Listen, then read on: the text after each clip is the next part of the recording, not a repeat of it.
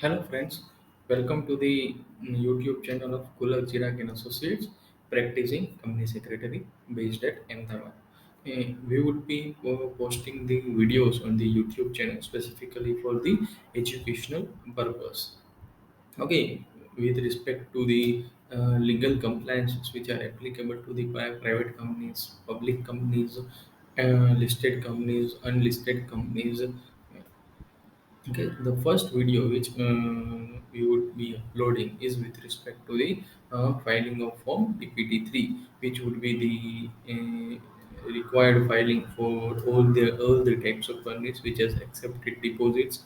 Either it may be deposit from the members or deposit public deposits, or it may be an exempted deposits. Okay. In this specific video, we will talk about acceptance of exempted deposits under acceptance of deposit rules 2013.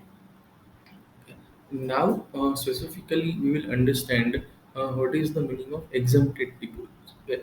Under rule of companies acceptance of deposit rules, there is specific list given wherein the private company or public companies or any type of company can receive the deposit.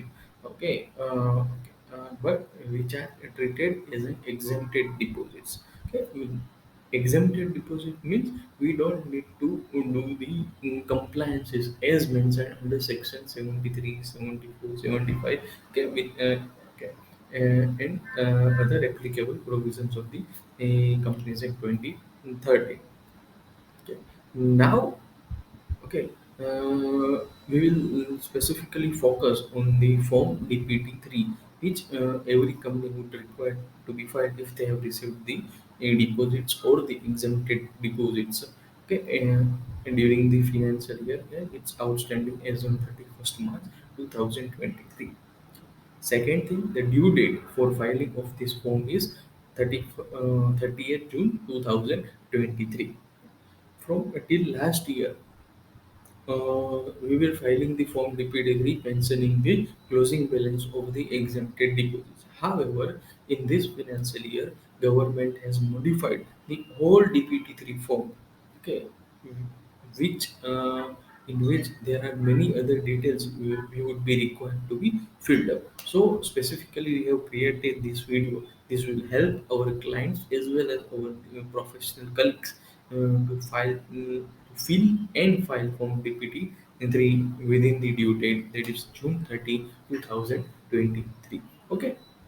Now, let's see what are the modifications which has been done in Form DPT-3. Okay, till last year, we were mentioning only the closing balance as on 31st March to 31st March.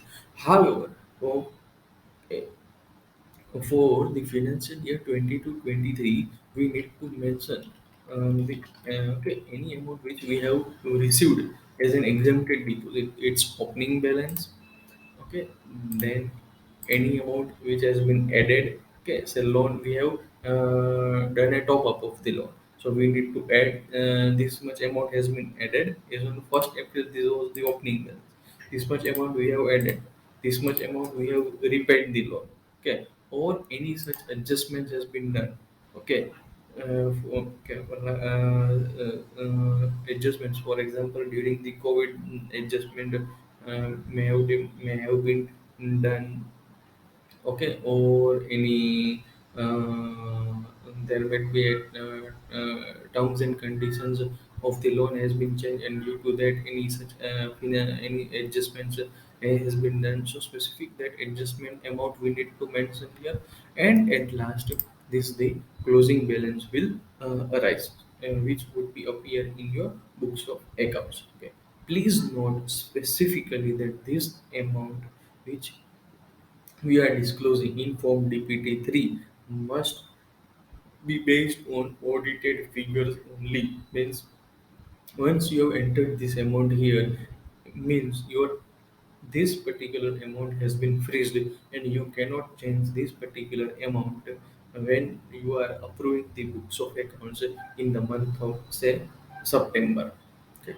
Now, in addition to this, we also would be required to provide the aging of equals to or less than 1 year, 1 to 3 years, and more than 3 years. Okay. So the question arises, sir, how we will get the data of the aging? All the softwares like Tally, QuickBooks, Zoho Books are all providing this particular aging facilities, and from that we can import this particular data and we can get all these facilities.